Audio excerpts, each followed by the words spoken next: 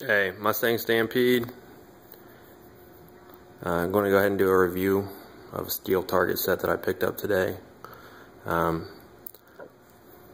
shoot paper often, and when I shoot in the spring and fall, the ground tends to be a little bit softer, and I have trouble, if I use stakes or anything holding paper up, or the wind tends to blow in the spring and fall. It just unless you have something set up all the time, paper becomes kind of a pain, and you're constantly changing out your paper.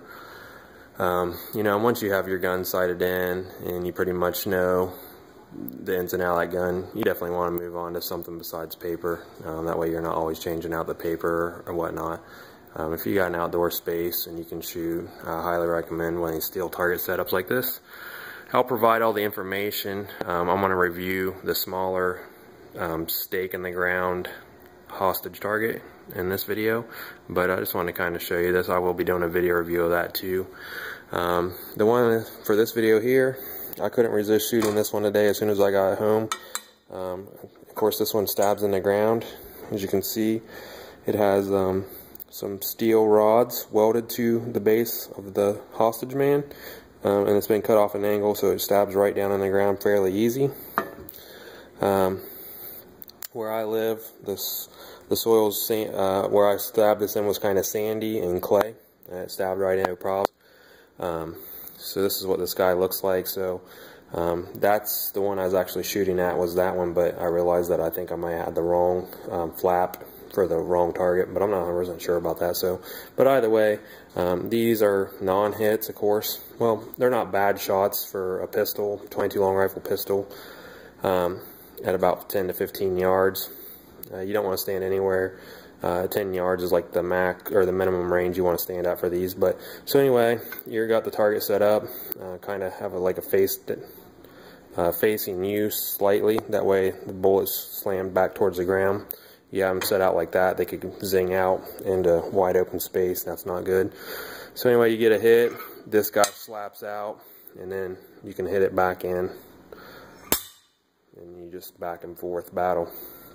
I picked these up at a gun show today. I talked to the two owners for about 2 hours or so, going over some of the different targets and options and whatnot. And this is the first target set that actually was being sold by the people who make them, not just someone who has bought some and are trying to sell them. So I will review the bigger one, but this one is all about this one here. So let's check out the back side here. What gives us this reactive action here is this flapper.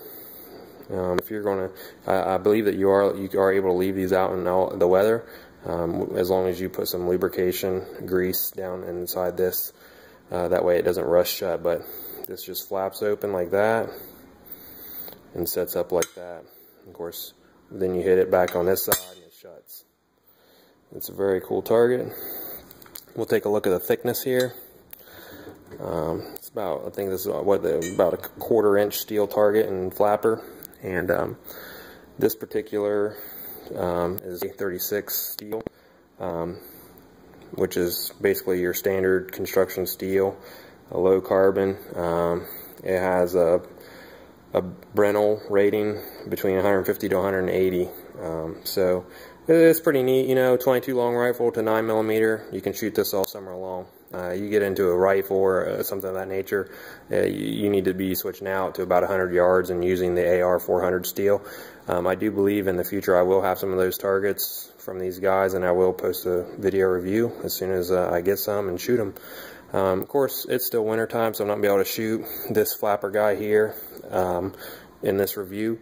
But as soon as the weather breaks, I'm going to go ahead and strap the GoPro on, and I will be out there shooting this guy and letting you see it in action. So if you got any questions, I'll leave the information, like I said, in the About section. Leave me a comment. If you have any kind of cool designs or something that you think can add to this target here, feel free to comment. Make sure you subscribe if you want to be seeing someone actually shoot these.